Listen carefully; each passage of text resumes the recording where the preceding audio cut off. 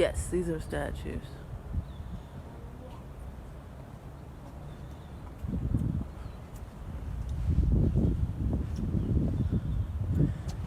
These are the people enslaved.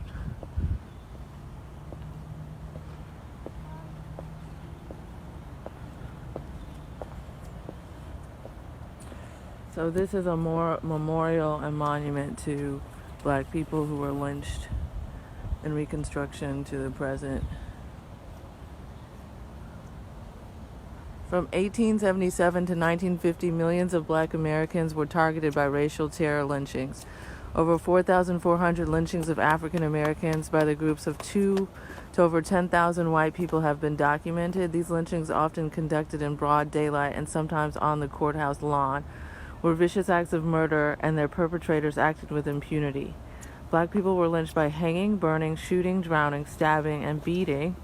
Some were falsely accused of rape or murder, presumed guilty, and killed without trial or investigation, like my ancestor, Steve.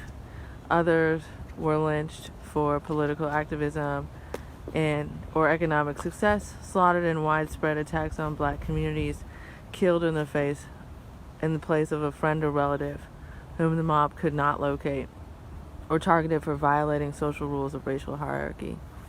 Racial terror lynchings were directly tied to the history of enslavement and the reestablishment of white supremacy after the Civil War.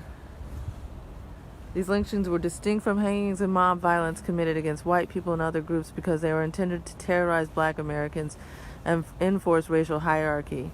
Unlike frontier justice in the West, racial terror lynchings generally took place in communities with functioning criminal courts that were viewed as too good for African Americans despite its lawlessness and terrifying unpredictability.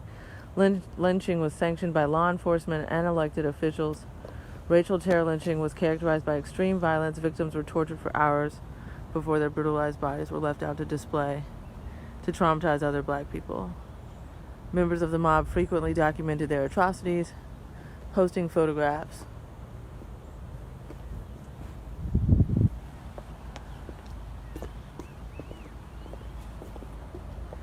So yeah, that would be my great-grandfather in the 1950s in Mississippi.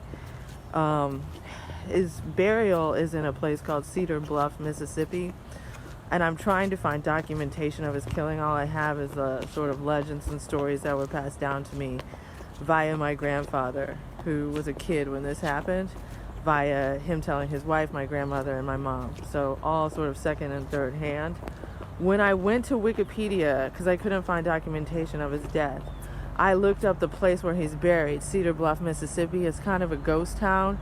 You can Google it yourself, and you will find that the largest paragraph in the Stub article lists 2 other black people who were killed before my ancestor, in the same way accused of entering a room of a white woman or brushing past a white woman on his way to a train.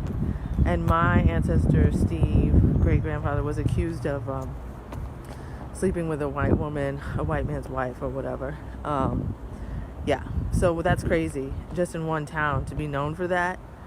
Another town I discovered on the border with Mexico by the name of like Matamoros. It's just like, how are whole towns known just for killing black people? That's insane.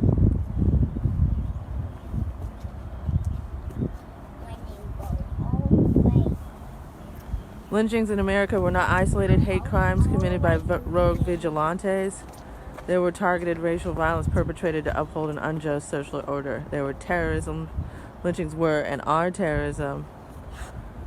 This era left thousands dead, significantly marginalized black people politically, financially, socially, inflicted deep trauma on the entire African American community. White people who witnessed, participated, and socialized their children in a culture that tolerated gruesome lynchings were also psychologically damaged.